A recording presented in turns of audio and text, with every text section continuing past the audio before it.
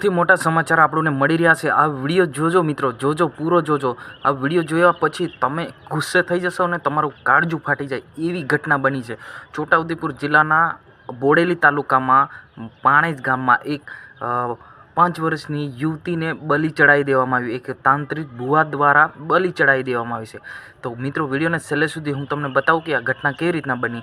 મિત્રો વાત કરવામાં આવે તો આજની જ ઘટના છે કે બોડેલી તાલુકાના પાણેજ ગામમાં 5 વર્ષની નાની બાળકીને, ફૂલ જેવી બાળકીને એ બલિ ચડાવી દેવામાં આવી, એટલે કે મંદિરે કુહાડી મારીને એમની હત્યા કરી દેવામાં આવી છે। તો મિત્રો આ કેટલી મોટી ઘટના આપણે કહી શકીએ છીએ। મિત્રો ખરેખર આવા વ્યક્તિને, આવા રાક્ષસી કૃત્ય વ્યક્તિને ખરેખર મિત્રો આજીવન કેદ થવું જોઈએ કે નાની બાળકીને જે ભૂવો છે એક તાંત્રિક વિધિ કરીને આ બાળકીને પકડી લઈ ગયા, સામેના ઘરથી પકડી લઈ ગયો અને એમના ઘરમાં જ એક મંદિર હતું, એ મંદિરની સામે જ એ રાખીને એમનું ગળું થી કુવાડીથી હત્યા કરી દેવામાં આવી છે। તો ખરેખર મિત્રો આ ખૂબ જ મોટી દુર્ઘટના છે કે આવું ના થવું જોઈએ, કેમ કે અત્યારે પણ આપણે સાંભળ્યું છે ભુવા રહે છે, તાંત્રિક વિધિઓ કરે છે, પરંતુ મોટી ઘટના એ છે કે ભાઈ નાની દીકરીને આ ભાઈએ જે ભુવો છે એ તાંત્રિક વિધિ કરીને એમના ઘરમાં જ હત્યા કરી દેવામાં આવી છે।